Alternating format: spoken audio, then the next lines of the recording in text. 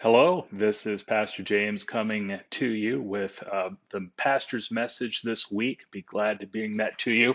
We've had a really good week at Apopka. We've been doing our No Limit series. I've been blessed to be a part of that and be able to share with you and be a part of conversations with Robert Broom and Freddie Rodriguez, as well as Joel Rivera.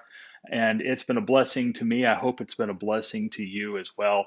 Tomorrow we get to enjoy outdoor church. We will be meeting up in the parking lot at the church at 11:30 is when the service will start. We're doing it a little differently this time up there just because we want to work on how that might help our live stream and still be able to have outdoor church, as well as give people a little easier access to the restrooms. We are also planning at this point to try and do communion there on the second Sabbath coming up in February. That would be, I believe, the 13th. And we want to be able to do that as well and have it be as safe as possible and as much of a blessing as it can be. And I believe it can be a blessing because of what the Holy Spirit does even now to prepare us for that. And in fact, that's part of what we talked about this week. Last night in particular, it was such a blessing to me to be a part of a discussion about the Holy Spirit and how He works in our lives. And that's kind of where this message is going today. I remember, and I told this story, I remember a time when I was a pastor at a church in Tampa. And we lived actually up in Zephyr Hills, which is not terribly close to Tampa, even about 30 miles away. And my father in law and mother in law lived around the corner from us. They had work to be done on their home. They had a painting job to be done, and the painter's family, husband and wife, I believe, came in that were running this business and did a really nice job painting their home.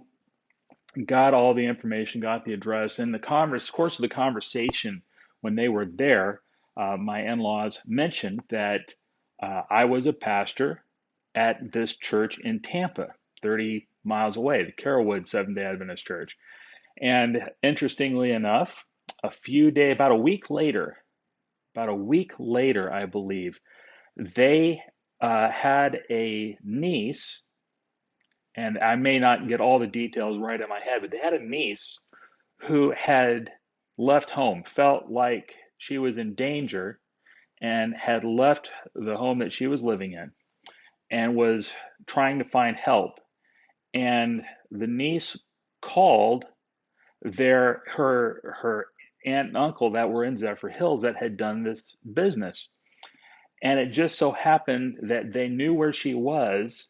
They went back to the invoice from helping my in-laws with their house, found the number, called my in-laws to figure out where the address was where I was pastoring, and they knew I would be there on this particular Sabbath. And they got the information, called the niece back, and their niece actually came to the church that day where I was. And none of this would have worked out. None of it, we would not have been able to help this young woman out had these painters 30 miles away not gone to paint my in-laws' house the week before. And it always is remarkable how so many times in my life I look back on experiences and realize if God had not orchestrated this, if the Holy Spirit had not been moving in the lives of people, none of this would have worked out the way it did. She came to our church. We were able to provide some help for her. I surrounded this young woman with some ladies in our church that I knew would take care of her well and be kind and gracious and loving to her. And we were able to help her uh, be able to get a ride and be able to stay somewhere and help her to where she would feel safer. And I'll never forget that because, again, God had to put all of this together in advance.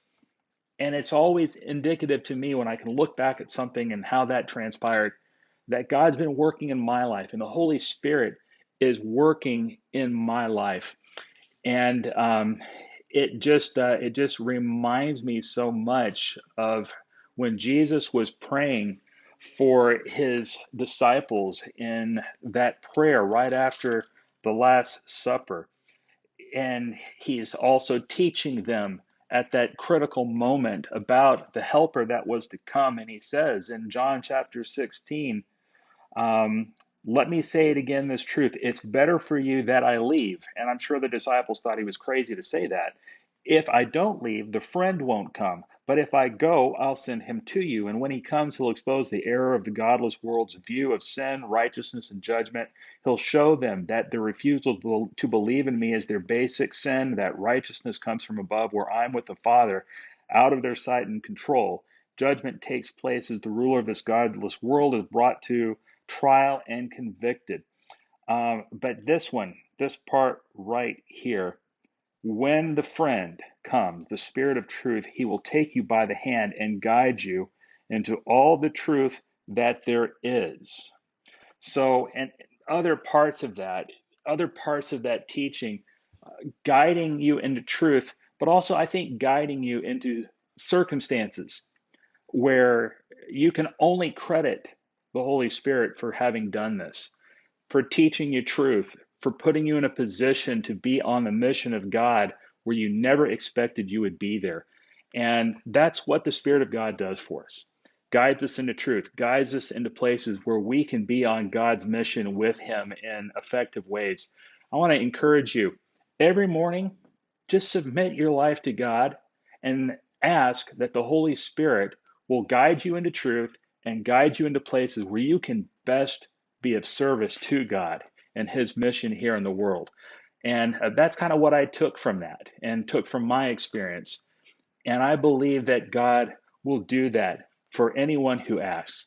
Take courage. Look forward to seeing you tomorrow. Bring a chair to sit in, and we'll enjoy being together. God bless. Have a good one.